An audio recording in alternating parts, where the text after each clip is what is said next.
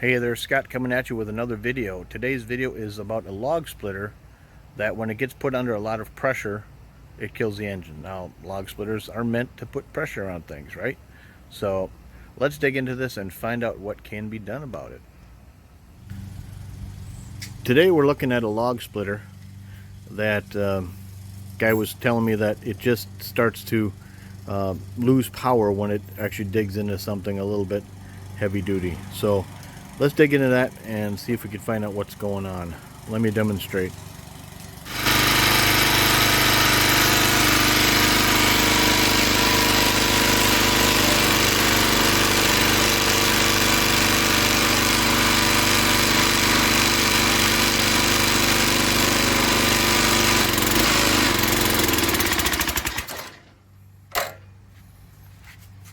Alright, so I didn't have a log in there, but you get the gist of it. The engine dies. So I know that there may be a problem with the carburetor cleaning that up in the governor, but I think there's more to it than this. Let me show you what I find.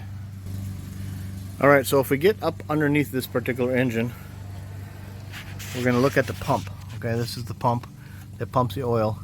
So the oil comes out of this tank right here, through this hose, through this pump, and then high pressure back out this way. But what we were looking at is down underneath. Try to do this without jiggling too much. Right there, this thing right here, we're gonna take that off. And I've got a 3/4 inch wrench. Let's just loosen that up. And underneath there is a valve. So what we're going to do then, we'll put a big flathead screwdriver in there, and we're going to close the valve. We're just going to pay attention to how far it goes in. So let's turn it. There's a 1/4 turn and about a 1/2 turn, and that's right, it's tight. So what I think we're going to do, go back to your original position, and then we're going to turn it, I don't know, let's go just a 1/4 turn or a 1/2 turn. Let's go a 1/2 turn, and then we're going to fire this up and see if that made any difference. So put this cap back on.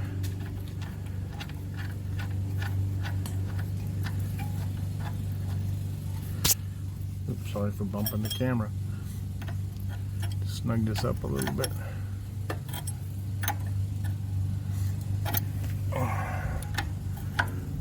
Oops, sorry. Alright, let's go back up top. Alright, let's start it back up and see if we made any difference.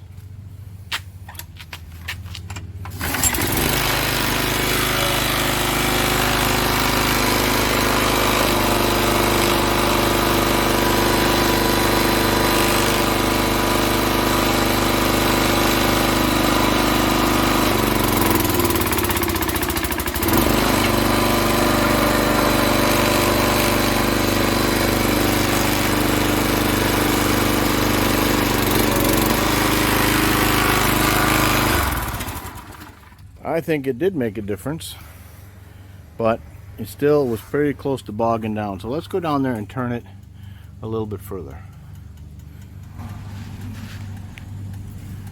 All right, we're back under here. We did a 1/2 turn.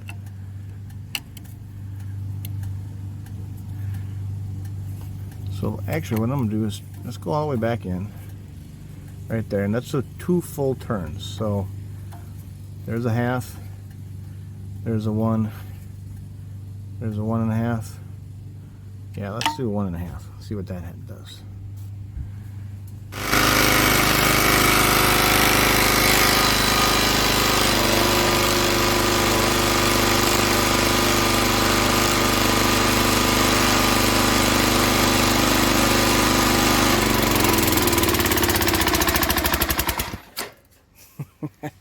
Okay, let's get back down there and do a full 2 this time.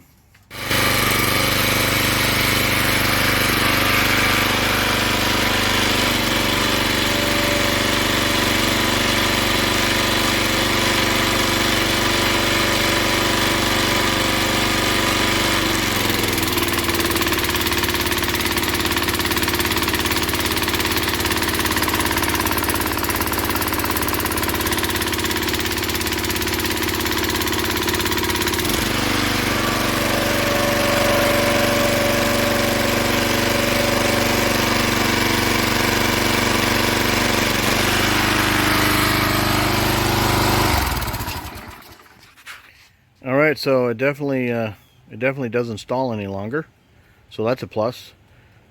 Let's get the carburetor cleaned up. Alright, so I have the valve underneath opened up to 2 full turns out, and it's much better, but it still struggles. So the next thing I'm going to do is take this carburetor off and clean it up. Alright, so I'm not going to include the cleaning of this carburetor in this video because there are 1,000 different videos out there showing how to clean a carburetor on one of these Briggs & Stratton engines.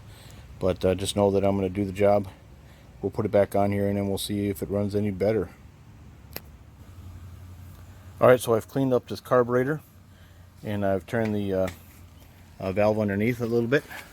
So what I'm going to do next is I'm going to double check the governor speed on this engine. I cleaned up the carburetor and I've taken the cover off so we can see the linkage here. In order to get the to adjust the speed, see there's a spring right here. Okay, that's pulling on the carburetor here, and to adjust the speed you can bend this tab back and forth.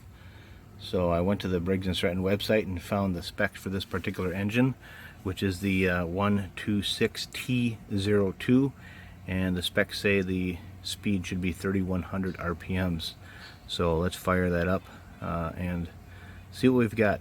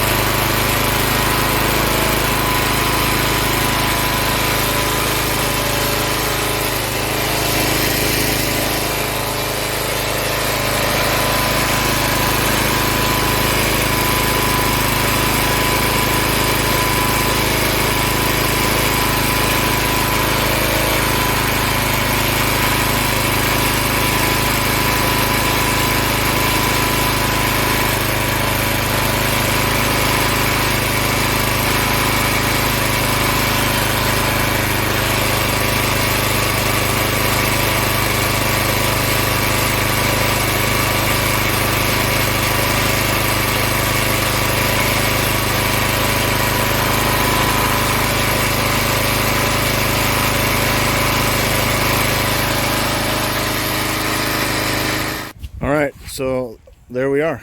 I cleaned the carburetor, adjusted the RPMs to about 3100 RPMs, and then I adjusted the valve down below to 2 complete revolutions out from seated, and this thing is running a lot better than it was. So thanks for watching.